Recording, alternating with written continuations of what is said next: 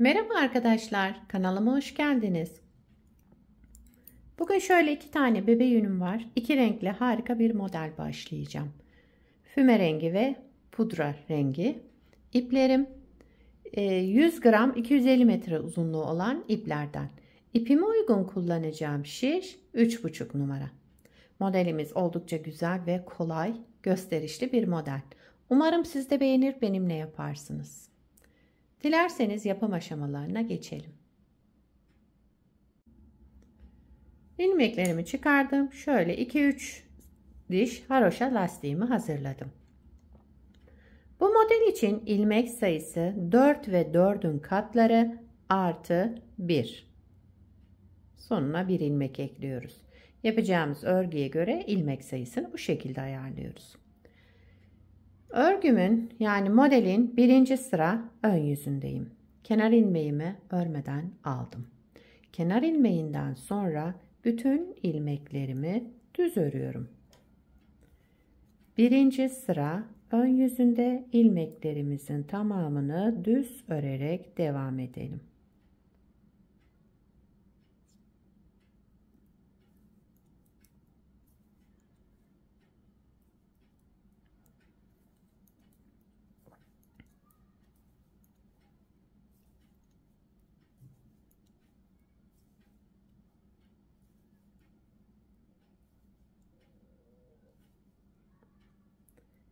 Kenar ilmeğimi de düz ördüm. Birinci sırayı tamamladım.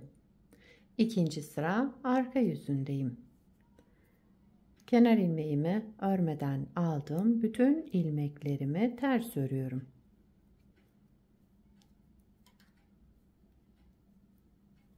Sıra sonuna kadar ilmeklerimizi ters örerek tamamlayalım. İkinci sırayı tamamladım. Son ilmeğimi örmeden aldım. Çünkü renk değiştireceğim için son ilmeğimi örmedim. Şimdi diğer renk ipimi bağladım. Bakın buradaki ipimin üzerine diğer renk ipimi bağladım ve örgümü çeviriyorum. Şimdi bu pudra rengi ipimizle devam edeceğiz. Üçüncü sıra ön yüzündeyim. Kenar ilmeğimi renk değiştirdiğim için ördüm. Bir önceki sırada örmemiştim. Yani arka yüzünde örmeden aldığım ilmeğimi şimdi 3. sıra ön yüzünde diğer rengimle ördüm. Devamında 3 ilmek düz ördüm. Bakın kenar ilmeğinden sonra 3 ilmek düz, 1 ilmek örmeden aldığım ipim arka tarafta. 3 ilmek düz örelim. 1 ilmek örmeden alalım. İpimiz arka tarafta. 3 düz. Sıradaki ilmeği örmeden alıyorum. 3 düz ilmekle sıramı tamamladım. Kenar ilmeğimi düz olarak ördüm. 3. sırada bu işlemleri yaptık. Açık renk ipimizle. 4. sıra arka yüzündeyim. Kenar ilmeğimi örmeden aldım. Sıradaki 3 ilmeğimi düz örüyorum. 1, 2, 3 ilmek düz ördüm. Şu örmeden aldığım ilmeği yine örmeden alıyorum. İpi kendimden tarafa aldım. İlmeğimi örmeden aldım. Sıradaki 3 ilmeğimi düz ördüm. Şu füme rengi ilmeğimi örmeden aldığım ipim kendimden tarafta. 3 ilmek düz pudra renklerimi düz ördüm. Diğer koyu rengimi örmeden alıyorum. İpim kendimden tarafta kalacak. 1, 2, 3 ilmek düz ördüm. Kenar ilmeğimi de düz ördüm. 4. sırayı tamamladım. 5. sıra ön yüzündeyim. Kenar ilmeğimi örmeden aldım. Sıradaki 3 ilmeğimi yine düz örüyorum. 1, 2, 3 ilmek düz. Bu ilmeğimi yine örmeden alıyorum. İpim arka tarafta. 3 ilmek düz. Sıradaki ilmeğimizi yine örmeden alalım. İpimiz arka tarafta. 3 ilmek düz. Sıradaki ilmeğimizi örmeden alalım. 3 ilmek düz, kenar ilmeğimi de düz ördüm. Sıramı tamamladım. 6. sıra arka yüzündeyim. Kenar ilmeğimi örmeden aldım. Yine 3 düz ilmek. Şu örmeden aldığımız ilmeği, ipi kendimizden tarafa alacağız. Tekrar örmeden alacağız. 3 düz.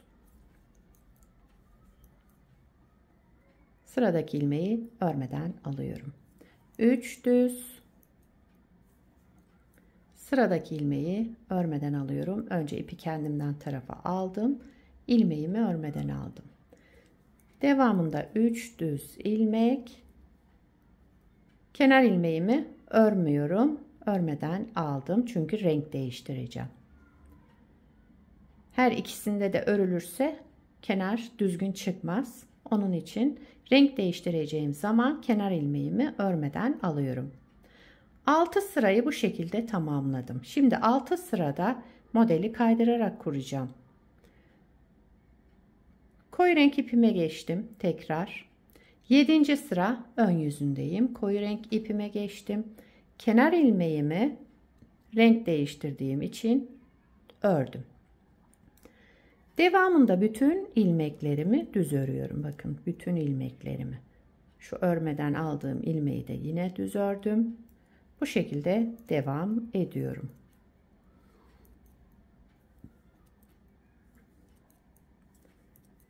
Yedinci sıra ön yüzünde koyu renk ipimize geçerek bütün ilmeklerimizi düz örüyoruz sıra sonuna kadar.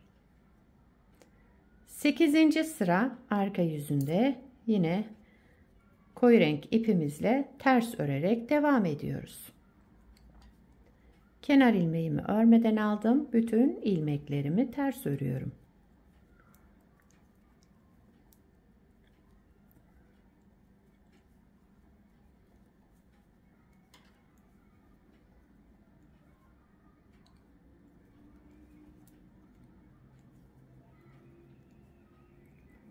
Evet, sıra sonuna geldim. Kenar ilmeğimi örmüyorum. Renk değiştireceğim için örmeden aldım. Daha sonra 8 sırayı tamamladık. 9. sıra ön yüzündeyim. Diğer renk ipime geçtim. Kenar ilmeğimi ördüm. Açık renk ipimle. Daha sonra devamındaki bir ilmek düz ördüm. Geldim bakın şu ortadaki ilmeğe. Şimdi bunu örmeden alıyorum. Modeli kaydırmış olduk. Bu ilmeğimi örmeden aldım. İpim arka tarafta. Devamındaki 3 ilmeğimi düz ördüm. Sıradaki ilmeğimi örmeden aldım. 3 düz,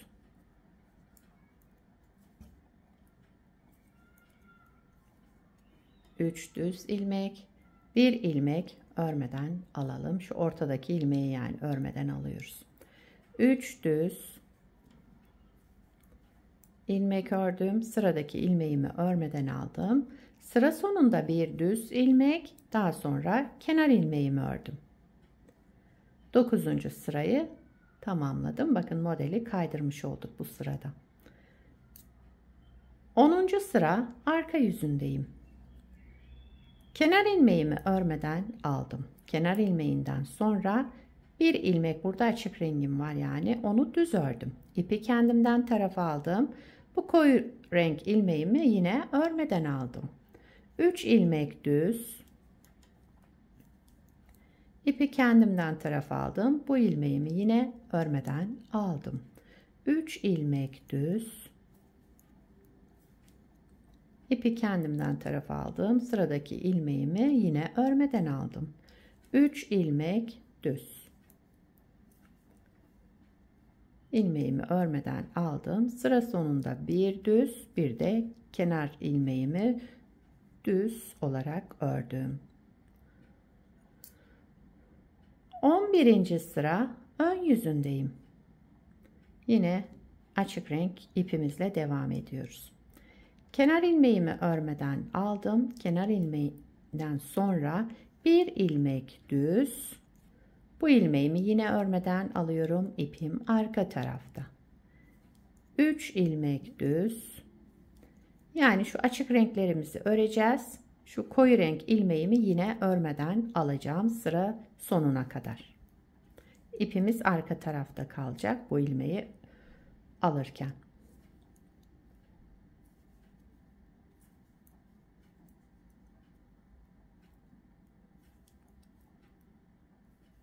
Kenar ilmeğimi de düz ördüm. Sıramı tamamladım.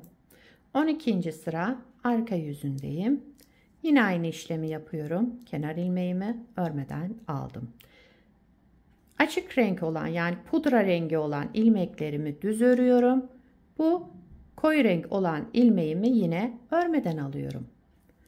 Bunları düz.